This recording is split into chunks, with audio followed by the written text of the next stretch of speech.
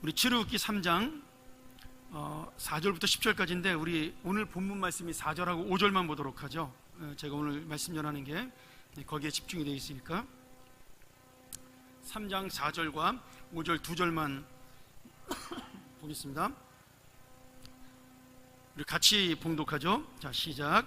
여호와께서 그가 보려고 돌이켜 오는 것을 보신지라 하나님이 떨기나무 가운데서 그를 불러 가라사대 모세야 모세야 하시매 그가 가로되 내가 여기 있나이다.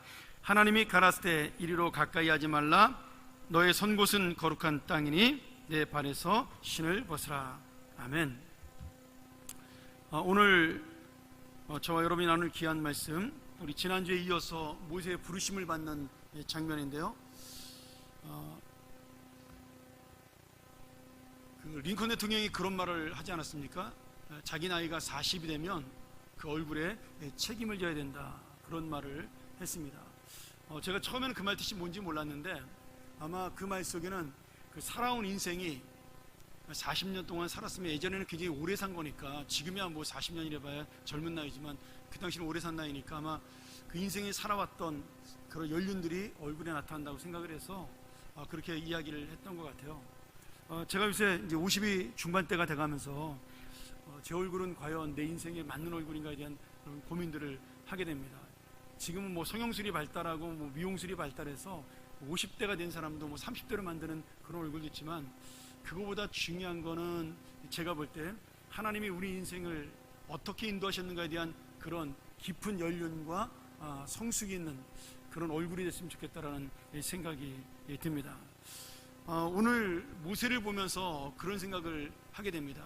하나님이 지금 모세를 부를 때 80세가 되었어요. 그때 모세의 얼굴은 어땠을 거라고 생각을 해보게 되고, 또 하나님이 그런 모세를 부르시면서 그의 살아온 인생을 어떻게 보셨을까, 그런 생각을 해보게 됩니다. 오늘 우리가 모세를 부르시는 이 말씀을 보면서 정말 하나님께서 우리를 부르시는 목적, 내가 살아온 인생에 대해서 하나님이 어떻게 우리를 이 땅에 살게 하시고 어떤 의미를 주시고 또 그곳으로 얼마나 우리가 복을 받고 사는 인생인가를 보여주는 그런 내용들이 담겨져 있습니다. 모세를 부르시는데 하나님이 그 가시떨기나무에서 불이 붙은 채로 부르십니다. 떨기나무에 불이 붙었는데 떨기나무가 타지 아니하고 불꽃만 일어나고 있죠. 모세가 신기해서 그리로 다가가니까 거기서 하나님의 음성이 들렸습니다. 모세야, 네가 선 곳은 거룩한 땅이니까 네 발에서 신을 벗으라, 이렇게 명령이 내리셨어요. 이 신을 벗으라는 말씀이 참 재미있는 이 말씀이죠. 왜 옷도 아니고 신발을 벗으라고 했을까요? 성경에 보면 신을 벗으라는 말씀에 굉장히 많은 의미가 담겨져 있습니다. 제가 일일이 다 설명하면 뭐 이것만 가지고도 제가 뭐 하루 종일 설명도 가능하기 때문에 간단하게 제가 한 5가지로 나누면은, 6가지로 나누면은, 신을 벗으란 말씀은 오늘 첫 번째 이 모세에게 줬던 명령처럼 거룩한 곳에 들어섰을 때 신을 벗는 겁니다. 그래서 성전에 들어가거나 제사를 지낼 때 제사장들이 맨발로 그들이 제사를 지냈죠. 또 두 번째는 이게 회개의 상징입니다. 내가 맨발로 들어가서 하나님 앞에 엎드리는 것, 그것이 회개의 상징입니다. 그래서 맨발로 성전에 들어서 기도했죠. 그리고 세 번째로 신을 벗는 것은 존경과 예배의 행위입니다. 전도서 5장 1절에 보면 너는 하나님의 전에 들어갈 때 네 발을 삼가라. 다시 말하면 하나님 앞에 우리가 죄인이라는 사실을, 그리고 하나님이 거룩한 자라는 사실을 보여주는 모습이죠. 네 번째는 우리의 실생활에 있는 이야기인데, 나의 권리를 포기하고 양도권을 넘길 때 이 신발을 벗습니다. 룻기서에 보면 그 룻을 원래 데리고 살아야 될 친척이 룻을 데리고 살면 자기가 재산상의 손해를 보니까 포기할 때 그때 신발을 벗어서 장로들 앞에서 보아스에게 줌으로 자기의 권리를, 룻과 결혼할 수 있는 권리를 넘겨주죠. 자기의 권리를 포기하는 것이 신발을 벗는 것의 표시입니다. 그리고 5번째는 이스라엘에서 신발을 벗을 때, 특별히 신발에 얼굴을 맞을 때는 창피함을 당하고 모욕을 당하는 겁니다. 자기의 권리나 자기의 의무나 자기의 책임을 다하지 못하는 자에게 보통 신발을 벗어서 그의 얼굴을 침을 뱉는 그런 행위를 했습니다. 신명기 25장에 보면 그런 이야기가 나오고요. 마지막으로 복종의 표시, 종이 되어 이사야서 20장 2절에 보면 주인의 명령에 내가 전적으로 순종할 때 신발을 벗습니다. 뭐 이렇게 여러 가지 신발을 벗는 이유가 있는데요. 저는 여러분에게 오늘 성경과 비슷하면서도 조금은 좀 제가 다른 은혜를 받은 것을 두 가지로 나눠서 설명을 좀 드리고자 합니다. 제가 신발 얘기하다 보니까 예전에 봤던 영화 중에 재밌는 영화가 생각이 났습니다. 여러분 기억나시는지 모르겠어요. 1994년도에 개봉돼서 선풍적인 인기를 끌었죠. 포레스트 검프라는 영화였는데 나중에 95년도에 아카데미상 6개 부문, 13개 부문에 노미네이트 되어서 6개 부문의 작품상, 촬영상, 나무주연상 이런 거에서 6개 부분의 상을 타는 그러한 위대한 작품을 만들었던 톰 행크스의 작품이었죠. 포레스트 검프. 거기에 보면 그 사이사이에 신발에 대한 이야기가 계속해서 나타납니다. 일부러 신발에 대한 말씀을 하지 않지만 거기 보면 그 톰 행크스가 IQ 75에 그 전응하러 나오죠. 근데 이 아이가 자라면서 점점 자기가 더 많은 일을 할 수 있고 더 좋은 일을 할 수 있는 그런 사람으로 성장하는 모습을 보여주는 겁니다. 실화 반 거짓말 반이라고 그러는데 이 톰 행크스가 어렸을 때 잘 걷지를 못했어요. 그래서 엄마가 특수한 신발을 만들어서 톰 행크스에게 줬습니다. 반짝반짝 빛나는 금처럼 빛나는 그런 장화 신발이었죠. 그래서 이 보종 신발을 신은 톰 행크스는 아이들의 놀림을 받습니다. 아이들이 이제 불구자라고 막 놀리는 그러한 놀림을 받게 되죠. 그런데 엄마가 아주 훌륭하신 분이었죠. 이 엄마가 톰 행크스에게 정말 너는 잘 클 수가 있다라고 아이를 키움으로 인해서 이 톰 행크스가 정상적으로 자라나게 됩니다. 그래서 그 인생이 점점 바뀌는 모습을 처음에 이 보종 신발을 신었던 톰 행크스가 나중에 국가대표 탁구 선수가 되어서 군대 가서 탁구화를 신는 장면이 나오고 중국과 수교하는 그 닉슨 대통령 때 있었던 탁구 외교할 때 그 대표 선수로 나가는 모습, 그 다음에 나중에 군인이 돼서 군용화를 신고 또 공을 세우는 모습, 나중에는 고기를 잡으러 나가는 어부용 장화를 신는 모습을 통해서 자기의 인생이 이렇게 바뀌는 모습을 신발을 통해 보여줍니다. 오래된 영화지만 여러분 다시 봐도 좋을 것 같아요. 가족들하고 보면 너무너무 좋은 영화입니다. 근데 이 포레스트가 그런 이야기를 해요. 거기서 자기 친구에게 엄마의 이야기를 하면서 이렇게 이야기를 합니다. 엄마가 나한테 이렇게 말하셨어. 신발을 보면 그 사람을 알 수 있다고. 신발은 그걸 신은 사람에 대해서 엄청나게 많은 것을 말해준대. 그 사람이 어디에서 왔는지 그리고 어디로 가는지를 말해준다고 했어. 이렇게 명대사를 남깁니다. 제가 지금도 그 신발에 대한 이야기가 기억이 남는데요. 그러고 난 다음에 나중에 이 포레스트가 여자친구를 사귀는데 그 여자친구랑 헤어지게 되죠. 그리고 그때부터 그 여자친구를 잊기 위해서 3년 동안 달리는 장면이 나옵니다. 하루 종일 달리기만 하는 장면이 나오죠. 그러고 난 다음에 그가 모든 것을 이제 회복하고 돌아왔을 때 너덜너덜해진 운동화, 다 떨어진 운동화가 클로즈업 되는 그런 장면들이 나옵니다. 그러면서 이 신발에 대한 모습을 통해 포레스트 검프가 어떻게 살아왔나에 대한 인생을 보여주는 장면이 그 영화 속에 아주 인상이 깊었습니다. 오늘 여러분, 저는 그래서 이 신발이라는 것이 단순히 우리가 신고 다니는 것에 끝나는 것이 아니라 이 신발은 내가 살아왔던 인생의 길, 내가 살아왔던 걸어온 삶의 길을 의미한다는 생각이 들어요. 지금이야 신발이 수십 켤레가 되니까 보통 한 사람당 최소한 5켤레씩은 다 있지 않습니까? 그런 생각을 그래서 우리가 잘 못할지 몰라도 예전 사람들은 신발 한 켤레로 다 떨어질 때까지 그냥 평생을 그것만 신었습니다. 저도 어렸을 때 그랬고요. 지금도 기억이 납니다. 초등학교 때 어머니가 고무신 사주면 그 고무신 앞에 구멍이 날 때까지 신었던 그런 기억도 나고요. 그리고 운동화 꿈에서 신었던 기억도 납니다. 초등학교 때. 여러분, 이 신발은 단순히 옛날 사람들, 지금도 마찬가지지만 그냥 신고 다니는 불편함을 없애는 그 정도로 그치는 것이 아니라 내가 살아왔던 인생길을 돌아보는 그러한 삶의 어떤 여정을 보여주는 것이 신발의 모습입니다. 우리가 살아가면서 이 신발을 신고 다니는 그 길이 내 인생길이죠.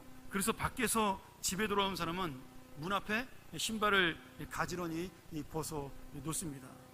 뭐 그냥 집어 던지는 사람도 있지만 대부분의 사람은 신발을 정리해서 놓죠. 여러분, 우리가 신발을 정리해서 놓을 때 어떻게 놓죠?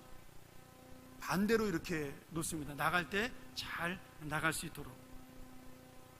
그러니까 습관적으로 내가 신발을 정리하는 것처럼 보이지만 마음속에 이 신발을 정리하면서 어떤 생각을 해야 되는 거예요? 내가 오늘 하루를 어떻게 살아왔나를 돌아보는 시간이 될 수가 있는 거죠. 그리고 그 다음날 나갈 때는 내가 오늘은 어떻게 살아갈 것인가를 신발을 신으면서 생각해 볼 수 있는 기회가 되는 겁니다. 뭐 신발 정리 안 하고 그냥 집어 던지는 사람들이야 이런 생각할 여유가 없겠지만, 한번 여러분 이 말씀 듣고 난 다음부터 우리가 아무리 바빠도 신발을 신으면서 또 벗으면서 한 번쯤 내가 오늘 하루를 어떻게 살아왔나를 주님 앞에 돌아보는 그런 귀한 마음들이 생겼으면 좋겠습니다. 모세 시대에는요, 특별히 이 신발이 더러운 곳을 밟고 다닌 그러한 역할을 했기 때문에 이 신발이 더럽고 부정한 것을 의미했습니다. 그리고 다 그때는 맨발로 다녔으니까 발바닥이 다 더러웠어요. 그렇지 않습니까? 뭐 사막길이니까 샌들을 신고 다니는 사람들의 발바닥은 먼지로 더럽힐 수밖에 없는 거죠. 뭐 지금도 마찬가지인데, 중동의 예절에는 상대방에게 발바닥을 보여주는 것이 굉장히 큰 신뢰입니다. 더러운 것을 내미는 거니까 그 사람이 예의를 지키지 않는 거죠. 남의 집을 방문하면 신발을 벗어도 발바닥을 뒤로 하고 앉는 것이 지금도 중동 지방의 예의라고 합니다. 그러니까 지금 모세가 신고 왔던 신발의 의미, 하나님께서 그에게 신발을 벗으라고 말씀하는 것은 모세의 인생이 어떻게 살아왔냐에 대한 하나님의 지금 질문이 담겨져 있는 겁니다. 여러분, 모세의 신발은 어떤 신발이죠? 그의 신발은 교만의 신발이었어요. 내 인생 내 힘으로 살 수 있다라는, 40년 동안 자기가 배운 지식과 권력으로 이 땅을 내 마음대로 살아갈 수 있다라는 그러한 교만의 신발을 살아왔던 인생입니다. 또 그리고 살인을 저지르고 도망갔던 도망자의 또 발이기도 한 거죠. 그렇게 도망을 가서 40년 동안 광야를 다니면서 추위와 고독함과 그리고 절망과 실패, 자기 인생에 대한 회한들을 가지고 살면서 정말 열등감을 가지고 살았던 그런 삶이 바로 모세가 살아왔던 신발에 보여주는 인생이라는 거죠. 내 욕심을 위해 살아왔던 인생, 내 야망을 위해 살아왔던 인생 40년, 그리고 자기의 야망을 이루지 못해서 좌절하고 실망하고 분노하며 살아왔던, 그리고 이제는 체념하며 살아왔던 인생 40년, 그 모세의 80년의 인생 부끄러운 모습이 오늘 모세와 함께한 신발 속에 고스란히 담겨져 있는 겁니다. 오늘 하나님께서 모세를 향해서 너에게 그 신을 벗으라는 명령을 내린 그 이유는 바로 그 인생인, 살아왔던 인생을 이제는 벗어버리라는 거죠. 그 인생을 가지고는 하나님 앞에 설 수가 없으니까 그 인생을 끊고 하나님의 새로운 인생으로 살라는 주님의 명령입니다. 오늘 여러분, 모세가 신발을 벗음으로 인해서 그는 단순히 하나님 앞에 엎드린 것으로 끝나지 아니하고 돌이키며 회개하며 내가 살아왔던 인생에 대해서 주님 앞에 잘못됐다는 것을 고백하는 인생이 되었습니다. 그리고 그의 인생은 신발을 벗음으로 인해서, 그리고 주님 앞에 온전하게 섬으로 인해서 그의 신분이 바뀌고 그의 삶이 바뀌었다라는 사실입니다. 아까 제가 잠깐 설명드렸지만 전쟁에서 포로가 되거나 남의 집에서 종살이라는 사람들은 전부 맨발로 다녔습니다. 그러니까 성경 시대에는 그 사람이 종이냐 주인이냐를 구분할 수 있는 것은 그가 집에서 맨발로 다니면 종인 것이고 신발을 신고 다니면 그 집안의 가족이거나 주인인 거죠. 지금 모세에게 신발을 벗고 맨발로 지금 주님 앞에 나오라는 그 말씀은 이제부터 모세의 인생의 주인이 누구냐라는 사실을 분명하게 보여주고 있는 겁니다. 전에는 모세가 자기의 마음대로 행동하고 그 신을 신고 자기가 원하는 대로 갔고 자기가 원하는 대로 살았고 마음대로 행동하고 다녔지만, 그리고 실망하고 좌절하는 인생이 되었지만, 이제는 하나님의 종이 되고 하나님의 사람이 되어 하나님께서 말씀하시는 대로 살 것을 다짐하는 그런 모습이 바로 모세가 신발을 벗는 모습입니다. 오늘 여러분, 그렇기 때문에 신발을 벗고 주님 앞으로 나간 모세는 그때부터 그의 마음이 달라지고 그의 인생이 달라집니다. 인생을 자기 마음대로 자기를 다 태우고 살다가 죄만 남았던 모세의 인생은 이제 하나님의 부르심으로 말미암아, 그리고 하나님께 돌이킴으로, 하나님께 회개함으로 말미암아, 그리고 하나님의 사명 앞에 응답함으로 그에게 새로운 인생의 길, 새로운 생명의 길, 새로운 사명의 길이 열리게 되었습니다. 그리고 또 하나의 중요한 이 모세의 놀라운 인생의 전환점이 있습니다.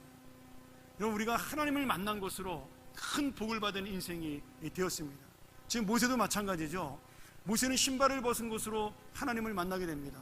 단순히 신발을 벗은 것으로 끝나지 아니하고 내 인생을 돌이킴으로 하나님이 누군지를 깨닫게 되고 그 하나님 앞에 엎드리는 자가 되는 거죠. 이것이 모세가 받은 첫 번째로 가장 큰 복입니다. 근데 두 번째로 모세가 더 큰 복을 받게 돼요. 그것이 무엇이냐면, 오늘 신발을 벗고 하나님 앞에 선 모세는 그 하나님의 불꽃을 바라보면서 하나님 앞에 두려움을 느끼게 됩니다.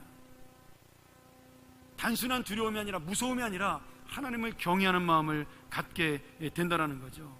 왜 그랬을까요? 거룩하신 하나님 앞에, 그 전능하신 하나님 앞에 잘못 살아왔던 자기 인생의 부끄러움, 자기 인생의 잘못된 것을 처절하게 느끼는 그런 마음을 가졌기 때문입니다. 지금까지 내 것을 채우기 위해 살아왔던 인생, 내 뜻대로 되지 못해서 실망하며 낙심하며 살아왔던 그 인생, 한 번도 하나님의 뜻이 무엇인지 생각하지 못했던 그런 부끄러운 인생이었기 때문에 신발을 벗고 하나님 앞에 서는 순간에, 그리고 하나님을 보는 그 순간에 하나님에 대한 두려움과 경외감이 그의 온 마음을 휩쓸게 되었습니다. 이 두려움은 단순히 무섭다는 말이 아니라 이제 하나님을 공경하는 마음, 하나님을 의식하는 마음, 하나님의 뜻대로 살겠다는 마음으로 그가 변화된 믿음을 갖게 되었다는 의미가 되는 거죠. 오늘 여러분, 하나님을 만나서 새로운 삶을 살아가는 사람의 첫 번째 조건이 무엇입니까? 바로 이 두려워하는 마음입니다. 하나님을 하루하루의 생활 속에서 의식하고, 전에는 내 마음대로 내 뜻대로 살고, 저는 내 생각대로 살고 내가 원하는 대로 갔지만, 내 감정대로 움직이는 그런 마음으로 살았지만, 내 욕심대로 내 것을 이루기 위해 살았지만, 이제 하나님이 사람에 드는 그 순간에 내 신발을 벗고 이제 하나님 앞에 서는 그 순간부터는 나의 삶 속에서 날마다 하나님을 의식하고 하나님이 바로 앞에 계신 것처럼 살아가는 마음, 그것이 바로 하나님을 만난 첫 번째 가장 큰 복입니다. 이것을 우리 개혁주의 신앙에서 뭐라 그래요? 코람데오라고 합니다. 코람데오. 하나님 앞에서, 내가 하나님 앞에서 어떤 인생인가, 내가 하나님 앞에서 어떤 인생을 살아갈 것인가, 내가 하나님 앞에 어떤 사람으로 평가를 받을 것인가. 전에는 자고 일어나면 그저 어떻게 내가 잘 살까, 어떻게 내가 잘 먹을까, 어떻게 내가 잘 나갈까, 그 생각이 내 인생을 사로잡았다면, 이제는 내가 무엇을 하든 하나님이 원하시는 내 인생은 무엇일까, 하나님이 원하시는 오늘 하루는 어떻게 살아가는 것인가, 내가 신발을 신고 문 앞을 나오면서 오늘 하루는 내가 어떻게 하나님 앞에 살아갈 것인가, 그렇게 고민하는 마음으로, 그렇게 결단하는 마음으로 바뀌는 것, 이것이 바로 하나님을 만난 자의 가장 큰 복이라는 거죠. 오늘 여러분, 우리 성도들에게 가장 필요한 마음이 바로 이 하나님을 두려워하고 공경하는 마음입니다. 내가 하나님의 뜻대로 살지 않을 때 내 인생의 마지막은 무엇이 될까요? 내가 하나님의 뜻대로 살아갈 때 하나님의, 나를 향한 하나님의 사랑은 어떻게 나타날까? 이 두려운 마음, 이것이 바로 믿음이에요. 사랑하는 여러분, 오늘 이 귀한 마음, 이 두렵고 공경하는 마음을 가져 하나님의 큰 복을 받는 여러분 되기를 주의 이름으로 간절히 축원합니다. 반대로 하나님을 두려워하지 않는 인생이야말로 가장 어리석은 인생이고 저주받은 인생이죠. 많은 현대교회들이 하나님의 사랑을 이야기하고 하나님의 복을 이야기합니다. 근데 여러분, 우리가 성경에서 말하는 진정한 하나님의 사랑과 참된 복은 전제 조건이 있어요. 바로 하나님을 두려워하는 이 공경하는 마음에서 하나님의 복이 나온다라는 사실입니다. 복을 즐겨 이야기하는 분들이 신명기에 나오는 복을 가지고 많이 이야기를 합니다. 들어올 때도 복을 받고 나갈 때도 복을 받고 문지방에도 복을 받고 문설주에도 복을 받고 온통 복에 대한 이야기를 많이 하죠. 그런데 신명기 어떤 부분을 봐도 모든 복의 전제 조건에는 하나님을 공경하고 두려운 마음이 반드시 먼저 나온다는 사실입니다. 여러분, 이것이 빠진 하나님의 복이라는 것은요, 복이 아닙니다. 그것은 심판이에요. 하나님의 은혜가 아니라 그것은 내 욕심입니다. 우리 한번 하나님 말씀으로 같이 볼까요? 세 번역으로 우리 신명기 5장 29절과 신명기 6장 2절을 한번 보도록 하죠. 같이 한번 먼저 5장 29절 같이 읽겠습니다.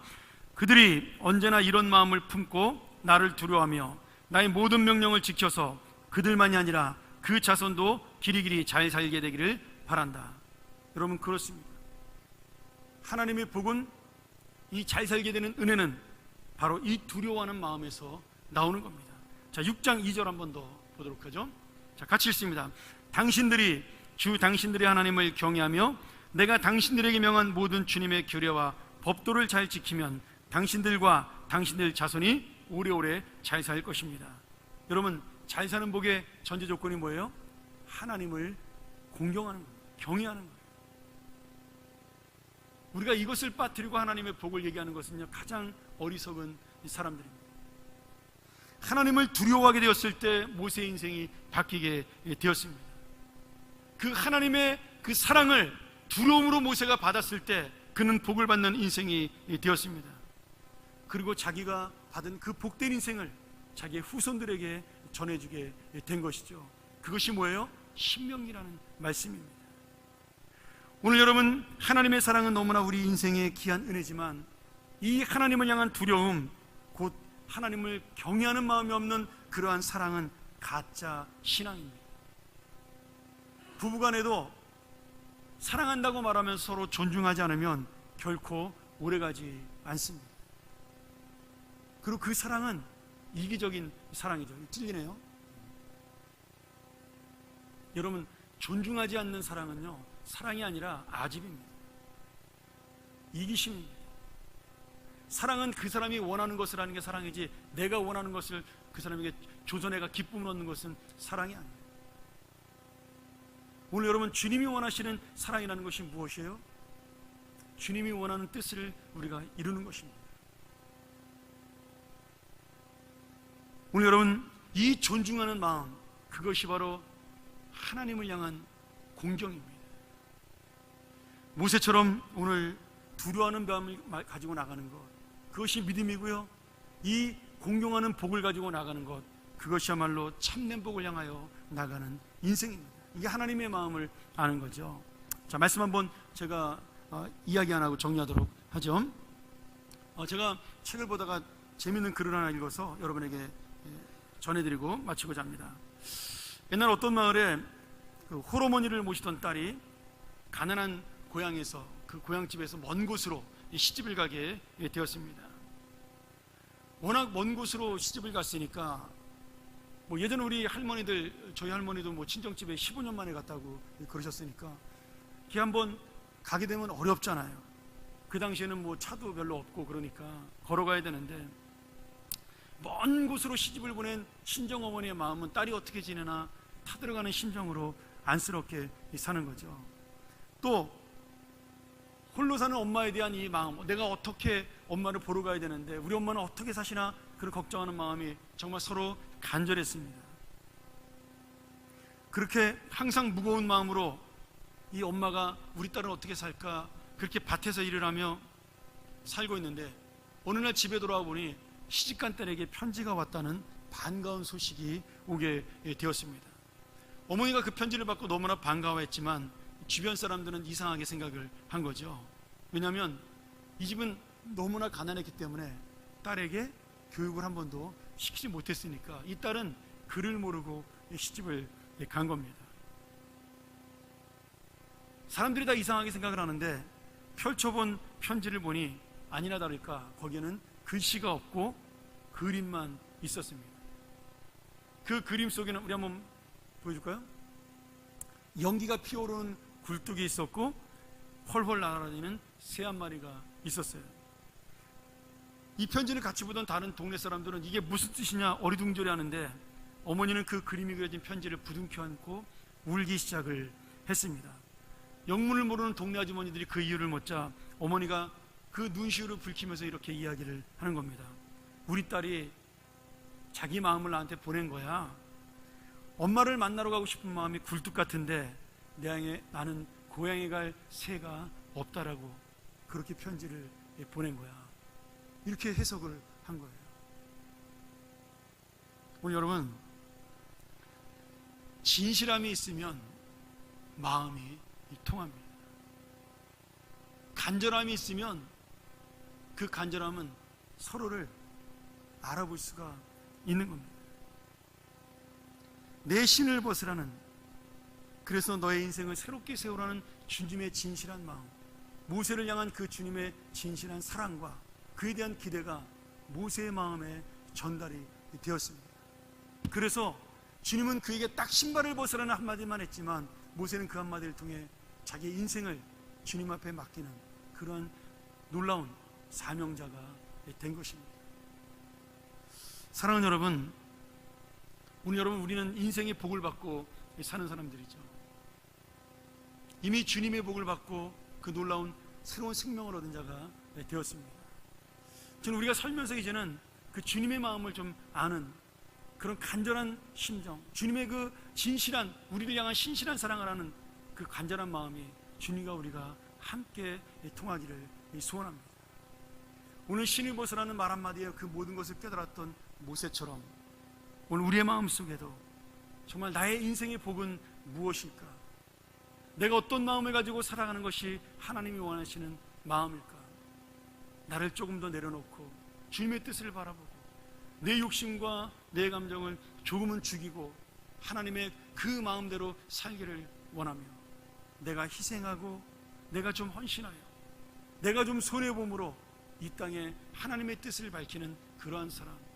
모세가 80년의 인생을 자기 마음대로 살다가 아무것도 이루지 못한 인생이 되었다면 그 나머지 40년의 인생 하나님의 사명자로 살며 살아왔던 80년보다 수많은 것들을 더 많이 이룬 그 인생처럼 우리 역시도 내가 하나님 앞에 나의 인생을 맡길 때 하나님의 그 간절하고 진실한 마음 앞에 내가 정말 엎드리는 그러한 귀한 하나님의 사람이 될 때 오늘 우리를 통해 하나님의 놀라운 역사가 일어날 줄 믿습니다. 사랑하는 여러분, 이 하나님의 진실한 마음을 깨닫는 우리 모두 귀한 주님의 자녀이 되기를 주의 이름으로 간절히 축원합니다. 우리가 참